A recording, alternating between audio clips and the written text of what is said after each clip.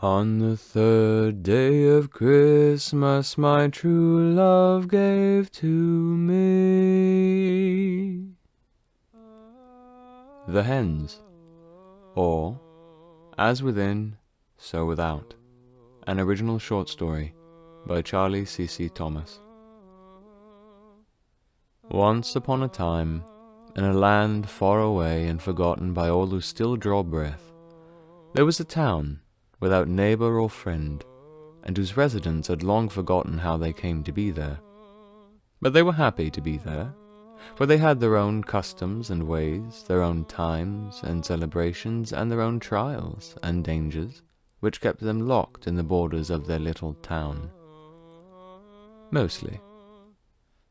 Now, on the western slope of Cunning Hill, marking the northern border of the town, walking the path to the door of the kitchen yard, there was a man who was far older than he looked, pulling a handcart of eggs and goat milk. Felix Cunningham. He, like his brother, was tall and fair, his black curls hanging in his face, wet with sweat, and tumbling to his shoulders. His white cotton shirt clung to his muscled back and great arms, sleeves rolled up to his elbows, as he trekked up the slope of Cunning Hill, the weight of the wagon seeming to grow with each passing moment, after collecting the eggs and milk himself. He sighed and scowled, puffing the hair from his face and wiping his brow of sweat before he stopped and stood straight, head going back as he basked in the gentle northern breeze beneath the searing midday sun. "Blast these stupid fools," he grumbled to himself, broad shoulders easing in the chill from the wind. "Does Cyrus not have any sense in whom he hires? But even the servants are inept. Perhaps the town is merely a court of jesters." He smirked at his own joke and looked forward, silver eyes open, then blown wide as he jumped back, nearly knocking the cart over. "Excuse me," the little old woman said in front of him. "I meant you no surprise." She smiled with something like embarrassment and amusement from beneath her bright, ornately patterned headscarf, holding her grey curls over her back. "Have you no sense?" he barked at her, then set his hand on his chest and breathed. "My apologies. I forgot myself in the sun's heat. How may I help you?" Her face was like the rest of her, small and slender, with few wrinkles on her olive skin, but her amber eyes flashed with something dark, even as she smiled kindly at him. She cleared her throat and took a small leather sack from her leather belts round the waist of her quaint yellow dress. She held it to her head, no higher than Felix's waist. "I've gone throughout the town, you see." Her voice was sweet and clear, accent not quite familiar. "But all the eggs at market are old, and I have no chickens of my own. But I know these are fresh, are they not? I would pay you for what you might sell them for, without complaint or bargain."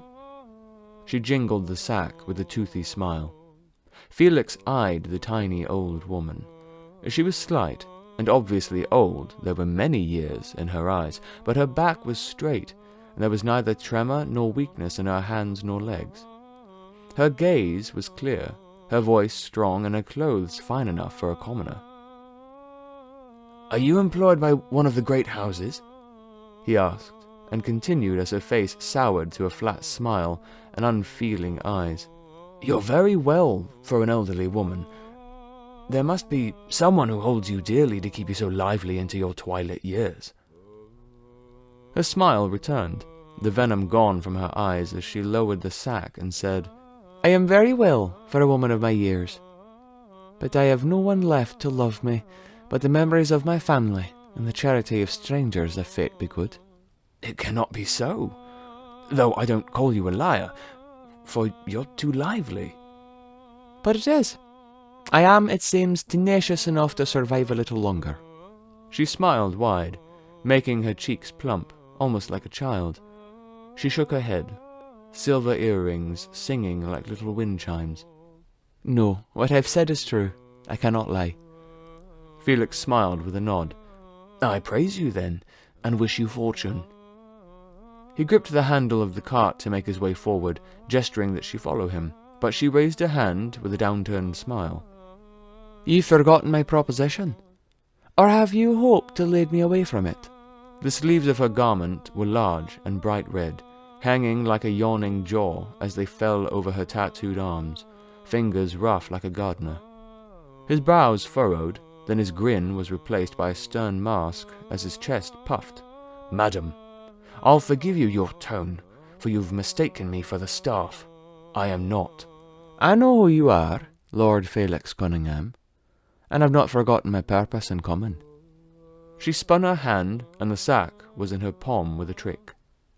"Might I buy some dozen eggs from your cart? The milk I have, the flour, and the sugar to make cakes for the season's turn, but I lack the eggs. Will you grant me your wares?" "I cannot." "Why? Are they so precious simply because their layers came from so far off?" She tilted her head, the bag still sitting in her calloused palm. "They are precious for that reason, but I cannot, because they aren't mine to give. As you say, there will come the turning of the seasons, and my brother means to celebrate with a great party. We shall need the eggs also, for cakes, lest the woods folk be displeased." "Are you not the elder brother?" she asked tauntingly. "Have you no authority in your own home?" "Not all the customs of the townspeople are likewise held by my family. I am master of the land and keeper of the grounds." His heart raced, pulse thudding in his temples as his fingers ached around the handle of the cart, the other squeezed into a fist beside his baggy trousers wrapped in belts below the knee. She lowered the bag until it disappeared into her sleeve, then laced her fingers over her stomach, grinning with curious eyes. "You keep to the old ways, the ways adopted by the woods folk?" "The ways shown us by the woods folk," he corrected. "Our house stands in the order of the old ways where it should." Her smile turned to a smirk as her thin lips parted. "If you keep the old ways, keep them all or none. And if you shall keep to the old, then give to the old what they ask, especially for a price." She lifted her other hand, and the sack returned to her open palm, her face still looking up at him. "I offer you gold, not silver. Give for me 3 dozen for the gold you might ask, and I shall give it no matter your price. Keep the old ways, if you would, as they were passed to the woods folk, not as you practice it now."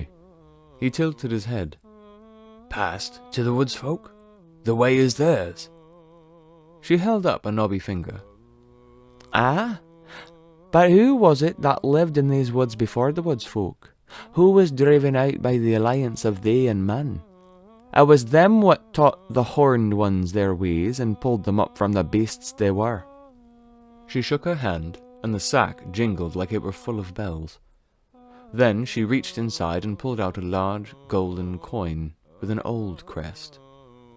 "Here, more valuable than the gold of its make, stamped with the mark of King Nathaniel, the last print before his assassination." She smirked as he stooped, then knelt, handle falling to the ground with a thud as he leaned close to study its marks. "How come you to have this?" he asked, face blank before he looked forward to her glittering eyes. She dropped the coin back into the bag and pulled it shut, fingers curling round it. "I collect things. Now, what shall you say?" "Madam, I still cannot give you what you ask. It's not mine to give." She scoffed and shoved the sack into his sleeve, spitting on the ground in front of him. He reared his head back, the astonishment consumed by the anger reddening his face and pulling him back to his feet. He pulled his hand out and smacked it across the woman's face. She stayed there, half bent, arms crooked like a bird reaching for a mouse, scarf loose and long locks spilled over her shoulder to cover her flat chest. "Remove yourself from these grounds and never return," Felix said, fists balled as he bent to pick up the handle and walk past her. As he stood, he recoiled at the little old woman, her cheek red, but her face was dark, her eyes like fire, as she peeled her lips over her teeth and pointed her finger at him, nails long, slender, and curled like talons. "You insult me! You who claim the old ways, but deny their practice!" She stepped closer, and the air seemed darker around her, as if a cloud had stepped before the sun. She snarled and pressed her claw to his stomach as he stepped back, brows furrowed and chills groping up his spine. "Your skull is full of stone, likewise your heart, so you shall be as you are, stone, and you shall watch over your blood all your days with stone eyes." She hawked phlegm from her throat and spat it up to his chest, then pushed round him. He looked down with a curse and shout, wiping her spittle from his sweat-sodden shirt and coming up to turn after her. The path was empty. The grass beside was empty. She was gone. He scoffed and wiped at his chest again, cursing one final time before he trekked up the path to the wide set of double doors in the stone-block skin of the outer wall, pulling it open to the kitchen yard for the staff to swarm him for the goods. The next week was uneventful for Felix, only more of his usual duties tending to the grounds and managing the staff and servants who did the same. The chief of stables reported less incidents than normal. The head of the swine, goats, and sheep reported twice as many mothers-to-be than last season. The hen keepers said nothing besides a snake or two wandering into the coops, which was nothing new. And, a blessing to boot, the guards and staff reported no sightings of the little old woman, nor hint of anyone unexpected on the grounds. Even the great celebration of the seasonal turn went on without an incident. Small miracle, given the woodsfolk in attendance marched the great families head for head that night. All was in order. All was well. But then the sun rose on a new week, and that sun, of Sunday morn, brought ill tidings. A sow had fallen ill, laying exhausted in her pen all day and all night. The chickens had stopped their laying, and what few eggs might have been found were eaten open on the floor of their coops. And the horses were on edge. Then came Monday, and the sow was worse and joined by another. The chickens were eggless but content, and the horses were nipping at their handlers. One almost kicked the chief of stables when he was changing a shoe. Then came Tuesday, and Wednesday, and the rest, each day coming with more bad news to add to yesterday's, and each getting worse and worse until the Sunday of the third week. That Sunday, 3 staff were gone. Their belongings still in their chambers, their money still stashed, their suppers still a plate on their nightstands. Their clothes were still hung, their letters lay opened and not, and some unfinished, and besides that, they weren't wont to leave, let alone to vanish without word. But then came Monday, and Tuesday, and Wednesday, and more staff and more servants had gone. And then came Thursday. A great call came from the woods shortly after first light. The search party, hard at work before dawn, that made Felix stand straight from his work in the stables amongst the angry horses. It came 3 times, and Felix's blood ran cold. The call for a dead body. He dropped the bucket of water he'd held for a calmer horse to drink from, and bolted, in naught but his trousers and boots, through the cool morning and into the woods west of the manor. He wove between the trees amongst the staff and servants, looking this way and that, panting, heart pounding, as everyone shouted after the call, asking where it was. Dogs barked and howled alongside the horn, blown for the 3rd time now, when Felix crested a low hill and looked down on the crowd at the base of a young tree. He slid down the slope, dirt and leaves sticking to his now sweaty skin, and panted, setting his hand on another man's shoulder and drawing his eye. He was short, but strong as Felix, with bright blonde hair and eyes dark as his brother's wife. "Arnie, what's happened? Who is it?" Felix asked, as Arnold gestured him forward and shouted for the rest of the party to move out of the way. They shuffled around until they pushed to the open heart of the crowd, staring down at a young girl, one of the new hires, still in her uniform. Her flesh was grey as rock, even her hair and eyes, with only the ghost of colour hidden somewhere beneath. He knelt and brushed his fingers over her slender arms, shivering at the hard, cool surface. He shook his hand before trying to brush the hair from her face, but it was stiff like honey had dried in it, stretching and bending before going back to its original shape. He looked up at Arnold with a sigh. "Have you ever seen this?" Arnold shook his head, mouth a hard line beneath his thick moustache. "No, sir. I've been here long as you have, Lord Cunningham, and never seen nothing do that to nobody." He crouched down and close to Felix, leaning in and saying low, "Does it look anything like what your lord nephew had done to those cats some years ago?" Felix sighed and shook his head. "That was nothing so unkind as this." They both stood, and Felix turned to the crowd. "All right, there's no point in gawking. We've all seen a body before. I want this girl brought into the yard to be examined, and I want it done respectfully. Do you understand?" The staff and servants alike all said, "Yes, Lord Cunningham," and divided themselves into different teams. A few men that would carry her away, those who went ahead to prepare the kitchen yard, and the rest to keep up the search for the others. Felix stood with his back to the tree, and Arnold beside, arms crossed as they watched the men transport the girl's body through the woods. "And Arnie?" They found each other's faces. "Don't call me Lord Cunningham. Not you." Arnold smiled fondly with a nod before pushing ahead with a sarcastic salute. "Yes, sir." But that wasn't the only horn blast to be had that day. 4 more from across the whole estate were blown, and all of them to alert for another 4 corpses, and then again for another 4 servants. Each were like the girl, stiff and cold and grey without a meaningful wound on them. There were men and women, young and old, staff and servant alike. There was no pattern to it, and Lord Cyrus Cunningham couldn't stand for it. He'd come to the yard to see the bodies himself, his half-done suit making him like a gold coin in mud, asking Felix the same questions he'd asked the staff who'd found them before he pulled his brother into the shaded walkway around the yard. "Felix, what on earth?" "As if I could know," Felix said, still shirtless and covered in dew, his hair and short beard a mass of dishevelled curls. "You're the master of the grounds. You know these people." Cyrus gestured to him gently. "Surely there's something you can glean from this." "I know all these people, Cyrus. I see most of them every day." "Well then, is there any connection?" "Any?" "No." "Well, 2 of them worked in the coops, but 1 worked in the stables, and the other 2 were maids." He sighed, thick hands finding his slender hips. "And the servants aren't any help. They were all placed differently every day, depending on where we needed them most."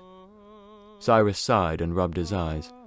"Well, it's not a plague, not a natural one at least, and it's not of our doing, yes?" "Not from me, no. Perhaps the children unleashed something by accident?" Cyrus rubbed his smooth chin, eyes flitting in thought. "They don't play together, and there shouldn't be anything around the house this dangerous, but I'll ask to be safe." "Will they tell you the truth?" Cyrus snickered, eyebrows going high as his arms fell to his hips. "They'd better. The gravity of this should smarten them up, if not at first." Felix leaned on the stone pillar and looked out through the shut wooden doors of the yard, face grave as he sighed.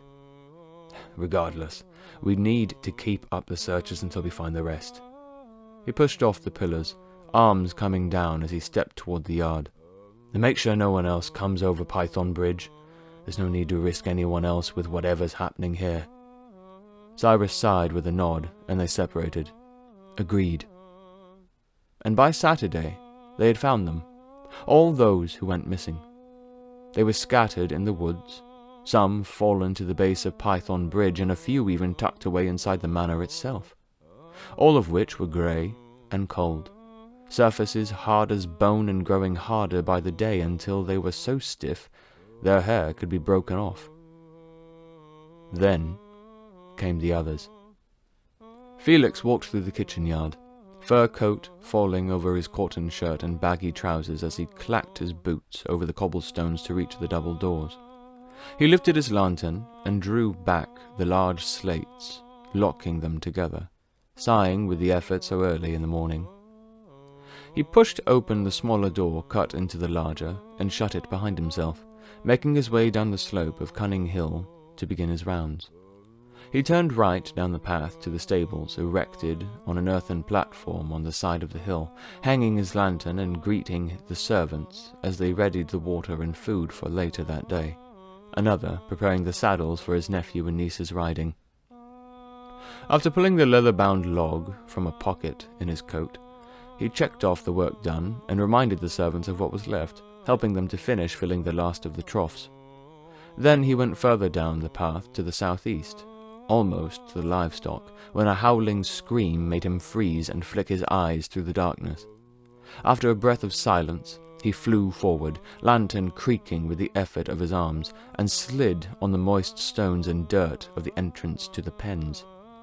A man, a young servant no older than his niece, stumbled out of the dark into the light of his lantern.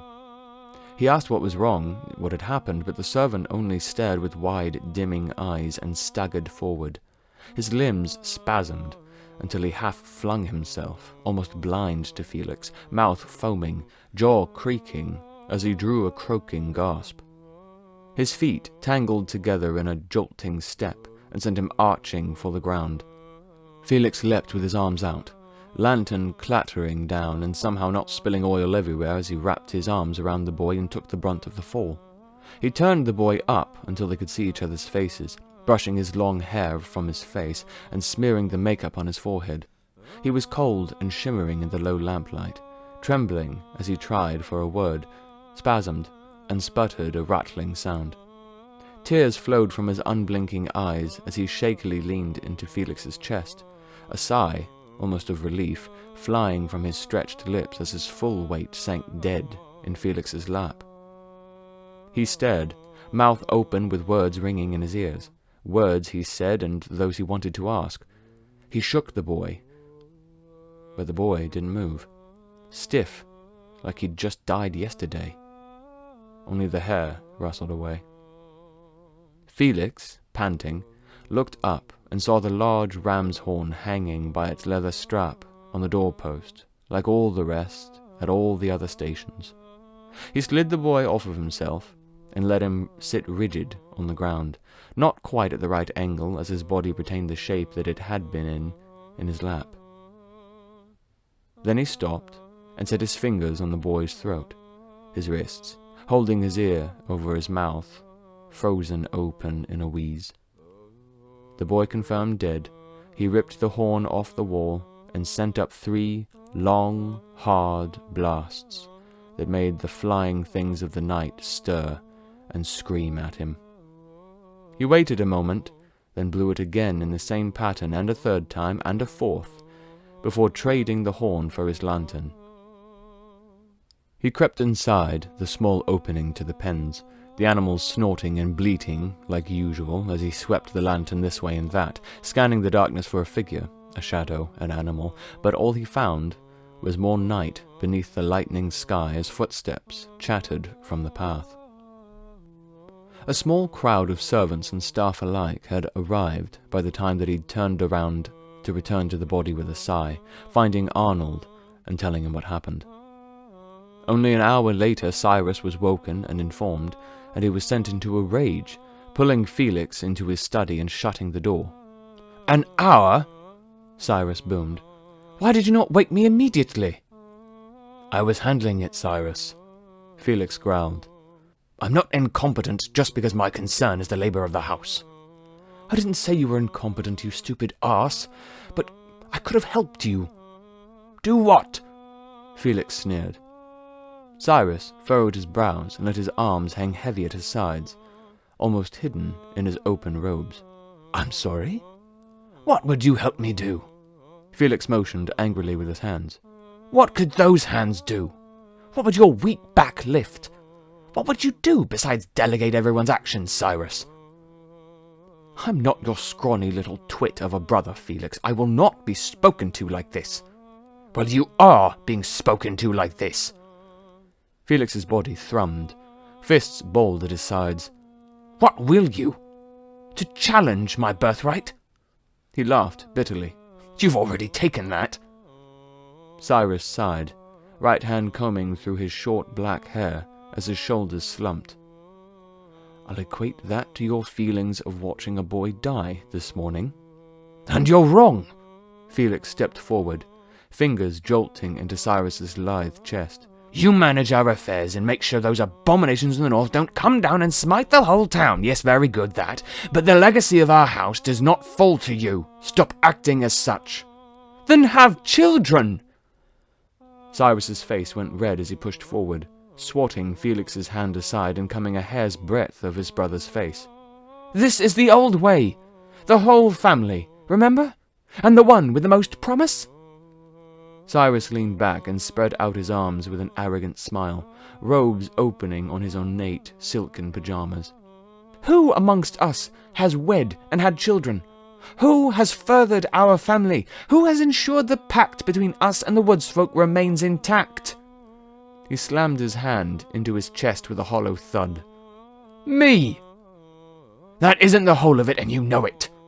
Felix stepped back, the volume leaving him for a low growl as a sweat broke under his shirt. "When am I to marry? When without me these grounds would crumble? Will little Ezra come to aid me? No. He and Esther will remain aloft and follow their father's footsteps while I'm left to give my task to Arnie when I die." "Arnold? Felix, go into town for a day and find a woman to bed and bring her back home. I don't care who it is. Bet a slave for what it matters." Cyrus squinted, smirking in disgust. "But your affairs aren't my responsibility unless you make them. I am no more head of this family than you. The only inheritance is that of effort, skill, and blood. If you seek love, then find it, and leave the damned grounds to Arnold for a day. He's more than capable of holding the estate together. If it weren't for me and my concerns, the woodsfolk would have done far worse than this to us long before either of us were even born. You're welcome," he added quickly. "You're more than aware that this is not the only matter. You call these the old ways, but they're not. They're your ways, Cyrus. They're father's," Cyrus shouted, making the empty crystal glasses and decanter by his desk ring and clatter. "If you take issue, then review them, and we'll work together to make it as right as we can manage." Felix blinked, fists still tight, even as he twitched his lips and went to speak. But the blood-curdling cry stole his words and made him turn to the window. They both ran and looked into Helena's garden, faces pale and blue eyes wide, but it was empty beneath the early sunlight. Then Felix turned, and the study doors were bursting open in front of him. The halls and stairs rushed past him until he was outside, running past the servants as they called for him, telling him to go to the coops. He didn't respond, only growling through bared teeth as he came upon the insulae of 2-story wooden coops. He searched the dark, panting, heart pounding against his ribs as he looked between them, and jumped at the shadowy mass ramming into his side. He spun and caught its shoulders with his strong hands, pulling it forward, face twisted as he ready for a fight, but only found the quivering face of one of the staff. He held her still, and lowered his face until they were eye level. "What did you see? A man? A monster?" "The hens laid again," she said, quivering. "So I went to collect them. There were serpents in the nests." "You didn't scream like that for serpents. Out with it!" He shook her gently. She shut her old eyes and collected herself as she set her hands on his wrist. He found it and sighed with an apologetic look, lowering his hands as she spoke. "These weren't serpents. I know what I said, but these were something else. They were like the work of the folk in the northern woods. Nothing like your family's work." "What were they?" "I don't know. See for yourself. They're worms, I swear it. With too many legs, and feathers, and an ugly, toady face. I dared not find its eyes. Please, may I go now, my lord?" He nodded, face hardening as he looked down where she'd come, calling for her to warn the rest of what she'd seen before following her footprints to an open coop, hens running this way and that, calling and clucking frantically. Then something hissed and gurgled from the open door of the furthest coop, and the 3 red hens brought in from so far away bolted out. He followed them as they ran for another coop and clucked and hissed at him angrily. Then he returned to where they'd come and swallowed, creeping up and in, blinking against the shadows as little bands of sunlight streamed down from the slated windows above. He froze and stared as a long feathery tail flopped out from the nesting boxes before slithering back inside. He tiptoed forward, pulling the knife from his boot and readying to strike. Then he leapt forward, swung the blade down, and found what was inside. He jumped back with a startled cry, rocking the whole structure as he thudded into the opposite wall. The body was long, too long for a snake, but no thicker than Helena's viper's.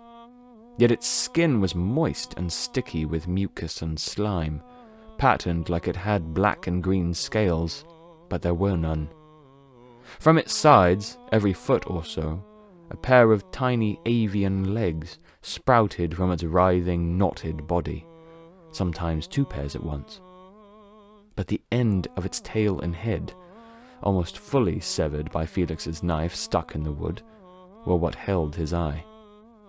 The feathers were bright, a rainbow of vibrant, beautiful plumage, as if stuck to it from a robin, blue jay, canary, cocktail, and more.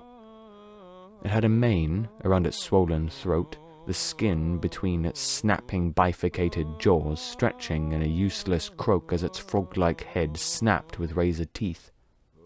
And the eyes, no wonder the woman didn't want to find them. They burned, yellow and red and green, pulsing like infernal flame. Its slitted pupil narrowed when it found him, then blew open in a bottomless pit until Felix could see the shine of its eye. And the shine climbed out and through the air and caressed his face. It kissed him, slithering into his sockets like hot pokers that made him scream and his knees buckle as he tried to hold himself up on the wall. He fell back, finally catching something as he blinked through the tears, but then his lids wouldn't move. They twitched and stuck open as the world blurred and dimmed to grey. He screamed, hands pawing at his face as the flesh and bone around his sockets seared without smoke or smell. He thrashed, nails digging into the eyelids to scrape them shut, but they wouldn't move. He gulped for air, bucking madly as the colour of the world leached away. Footsteps and shouts came muffled as he fell down, neck and back aching and stiff as he pushed himself up and ran into the open. He wheezed, chest tight and air thick as his voice slowly faded. He stumbled forward, gurgling as the world became shadowed outlines and muffled sounds like his ears were full of cold wax. His spine went rigid, hips and shoulders creaking as he shuffled through the mud for the undulating shadowy mass of the crowd gathered at the opening of the coops. He gasped a thin breath, face twisted and hard, frozen in a gaping scream as he bobbed, knees finally locking as he reached out for someone to take him. He thrust himself forward, arms bent at odd angles, his right shoulder screaming with tearing sinew as his fingers spasmed and locked into a mangled claw. His feet went stiff in the middle of a step, toes catching the ground and his legs stitched together so that he fell.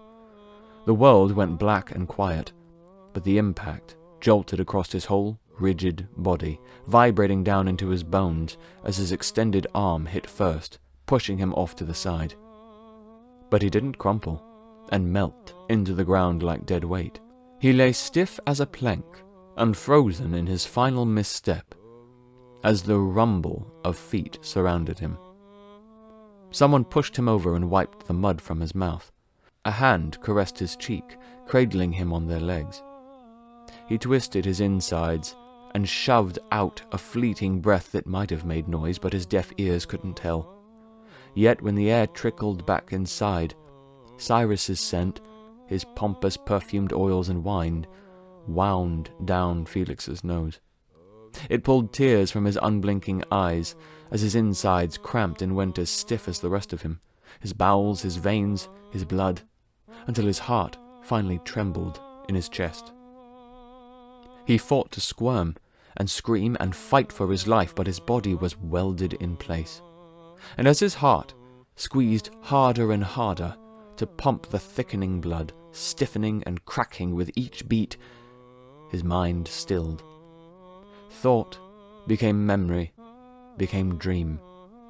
And after his heart froze in place, the last of him slipped into a burst of light as everything rushed up into him all at once. Every sight and sound and smell, every feeling and want and fear. And he slipped out of himself and left Cyrus to clutch his dead, greying flesh, his face frantic, his tears falling, the man of order reduced to babbling gibberish as he sullied his robes in the mud, clutching the statue of his dead brother. 3 French hens, 2 turtle doves, and a partridge in a pear tree.